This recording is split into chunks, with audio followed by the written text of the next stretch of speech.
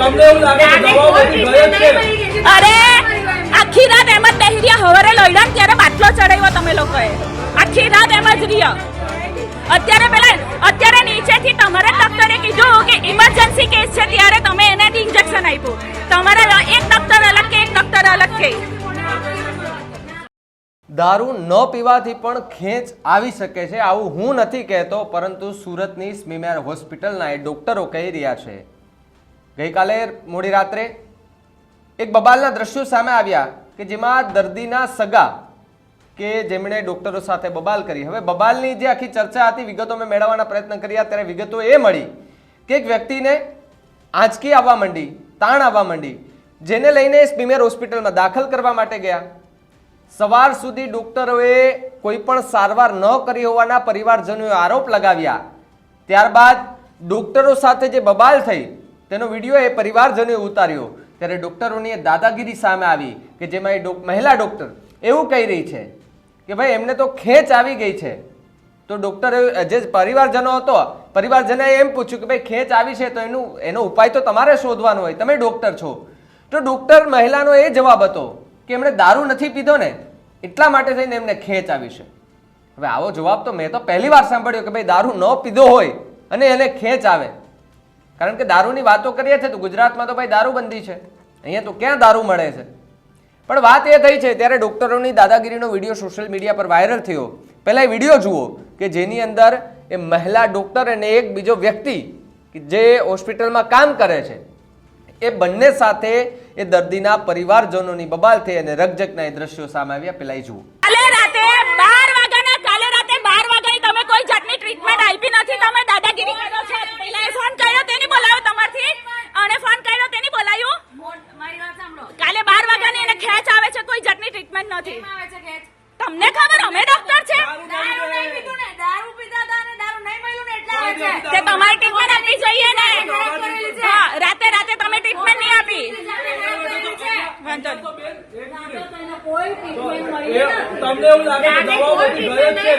અરે આખી રાત એમ જ બેહી રહ્યા, હવારે લઈડા ને ત્યારે બાટલો ચડાવ્યો તમે લોકોએ, આખી રાત એમ જ રહ્યા.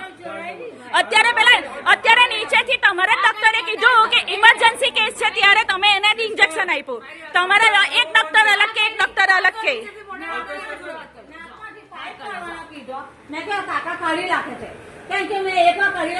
તમારા ડોક્ટર કે ઇમરજન્સી કેસ છે ને તમે કે કઈ જ નથી, લાખી મૂકો. તમારા ડોક્ટર કે ઇમરજન્સી કેસ છે, જલ્દી લઈ જાઓ. અમને એમઆરઆઈ નહીં કરવા દીધા ને ઉપર મોકલા ને. હવે અમે પાછા એમઆરઆઈ કરવા જઈએ તો તમે કેમ ખેંચો છો?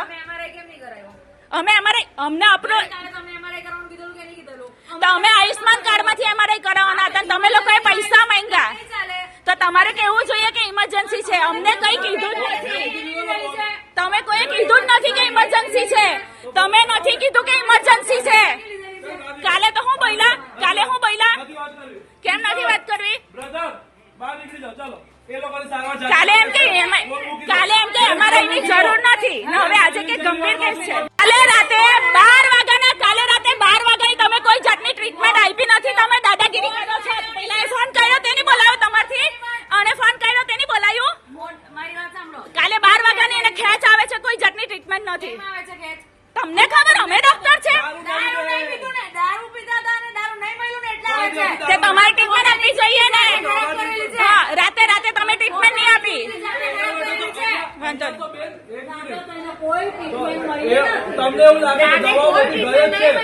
અરે આખી રાત એમ જ બેહી રહ્યા, હવારે લઈડા ને ત્યારે બાટલો ચડાવ્યો તમે લોકોએ, આખી રાત એમ જ રહ્યા. અત્યારે નીચેથી તમારા ડોક્ટરે કીધું કે ઇમરજન્સી કેસ છે, ત્યારે તમે એને ઇન્જેક્શન આપ્યું. તમારા એક ડોક્ટર અલગ કે એક ડોક્ટર અલગ કે.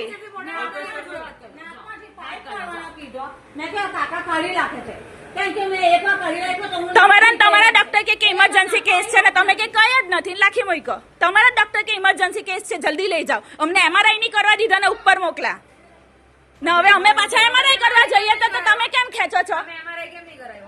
અમે આયુષ્માન કાર્ડ માંથી એમઆરઆઈ કરાવવાના હતા, તમે લોકોએ પૈસા માંગ્યા. તો તમારે કેવું જોઈએ કે ઇમરજન્સી છે. અમને કઈ કીધું જ નથી, તમે કોઈ કીધું જ નથી કે ઇમરજન્સી છે.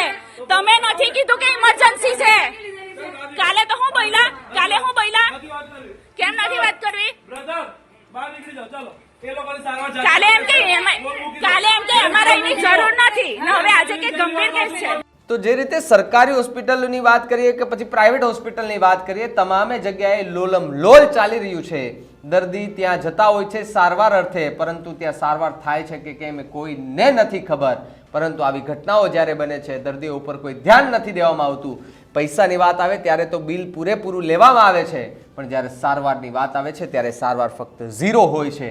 પરંતુ ઘણા એવા ડોક્ટરો છે કે જે પોતાના સ્વાર્થ માટે થઈ અને બીજાના જીવની જોખમમાં મૂકી દેતા હોય છે. ઘણા એવા ડોક્ટરો જોયા જે ખ્યાતિકાંડ જે થયું, એ ખ્યાતિકાંડમાં કેટલા લોકોના જીવ ગયા કે પૈસા કમાવાની લાલચે ડોક્ટરોએ કેટલા લોકોના જીવ લઈ લીધા અને આજે એ પણ પોલીસની કસ્ટડીમાં છે. પરંતુ આવા ડોક્ટરો કે જે ડોક્ટરો નહીં પરંતુ એ શૈતાન છે, રાક્ષસ છે, અને આવા રાક્ષસો પાસે સારવાર કરાવવા જવું એ પણ એક ગુનો થઈ શકે છે. કારણ કે ત્યાં જઈશું તો આપણે શું જીવતા પાછા આવીશું, તેના પર પણ સવાલો ઊભા થઈ રહ્યા છે. ત્યારે સ્મીમેર હોસ્પિટલ આની અગાઉ પણ એકવાર વિવાદમાં આવી ગઈ હતી, બબાલ થઈ હતી. ત્યારે ફરી એકવાર સુરતની સ્મીમેર હોસ્પિટલ ફરી એકવાર વિવાદમાં આવી છે. અને વિવાદનું કારણ એ છે કે ડોક્ટરોએ ખેંચ આવતા વ્યક્તિની કોઈ સારવાર ન કરી હોવાના આરોપ લાગ્યા છે. પરિવારજનોમાં આક્રોશ હતો અને આક્રોશ એટલો હતો કે પરિવારજનો સાથે એવી દાદાગીરી કરી કે જે મહિલા ડોક્ટર અને એમની સાથે એક પુરુષ હતો, એમણે એવું કહ્યું કે ચલો ભાઈ કેમેરા બંધ કરો અને અહીંયાથી બધા નીકળો. અરે ભાઈ, એ ત્યાં સારવાર માટે આવ્યા છે, તમને પૈસા આપે છે, એ કોઈ મફત સારવાર કરાવવા નથી આવ્યા. અને છતાં પણ એમની ઉપર આવી દાદાગીરી કરવામાં આવે તો આ યોગ્ય ન કહેવાય. આ વિશે તમારું શું માનવું છે અમને કમેન્ટ કરીને ખાસ જણાવજો. અને જો તમે અમારી ચેનલ યુટ્યુબ પર સબસ્ક્રાઇબ ન કરી હોય તો હમણાં જ સબસ્ક્રાઇબ કરી લેજો અને બેલ આઇકનને દબાવી લેજો, જેથી કરીને પડે પડના સચોટ સમાચાર તમને તમારા મોબાઈલ પર તરત જ મળી રહે. નમસ્કાર.